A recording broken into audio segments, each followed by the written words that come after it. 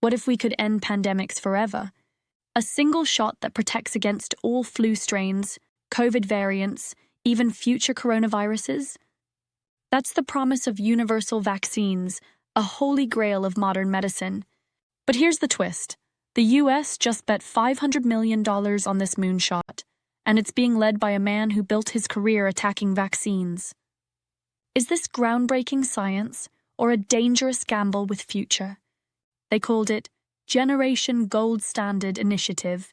In May 2025, Health Secretary Robert F. Kennedy Jr. unveiled a $500 million project to develop universal vaccines for flu and COVID.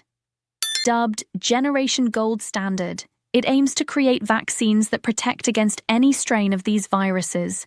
No more annual shots, no more variant chasing, which will target a common core of all influenza strains, including H5N1 bird flu, and neutralizes all coronaviruses, from SARS to future mutants. But let's take a closer look at the science behind it. Surprisingly, they're using an old-school approach, whole inactivated virus methods, kind of like the polio shots from the 1950s, just upgraded with modern technology. But here's the problem. Scientists have chased universal vaccines for 45 years and failed. But why does RFk Jr., a longtime vaccine skeptic, think he can succeed where others haven't? Well, so far, scientists struggled to create a universal vaccine. It's because viruses are constantly changing, and their most stable parts are often hidden from the immune system or hard to target. While researchers have made progress, it's a complex challenge that takes time, innovation, as flu and COVID viruses mutate rapidly. Finding a stable target that works across all strains is like trying to hit a moving bullseye in the dark. It's not that scientists haven't tried targeting those conserved parts of the virus. It's just that they're often hidden or tricky for the immune system to spot. According to Dr. Paul Offit, vaccine expert, says, after being worked in a flu lab during the 1980s, "We have invested billions into this. It's not for lack of trying.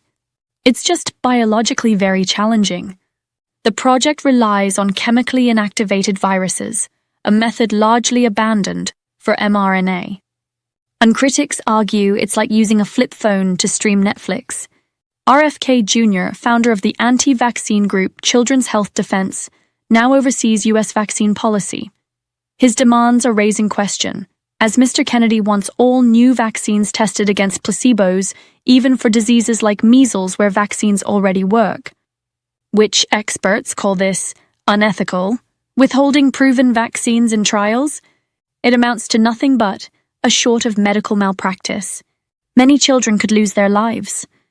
The $500 million was redirected from COVID research without peer review. Even expert scientists weren't consulted, a break from decades-old protocol. But why this matters? Universal vaccines could stop outbreaks before they spiral. No more scrambling for variant-specific boosters. If this fails, it could deepen vaccine hesitancy. But many other developed nations like China and the EU are racing for universal vaccines, and losing this race risks US health security and economic dominance. But what if this works? This could save millions of lives. A world where flu seasons are mild and the next pandemic is stopped in its tracks. Let's see. Only time will tell. Universal vaccines are critically important, but this initiative's mix of ambition, controversy, and unproven leadership makes it a high-stakes gamble. Science thrives on bold ideas, but only when paired with transparency and trust. And whether Generation Gold Standard becomes a triumph or a cautionary tale depends on one thing: putting people over politics. What do you think? Should we bet big on universal vaccines? Comment below. Subscribe Health Bulletin for all the latest update on health and science.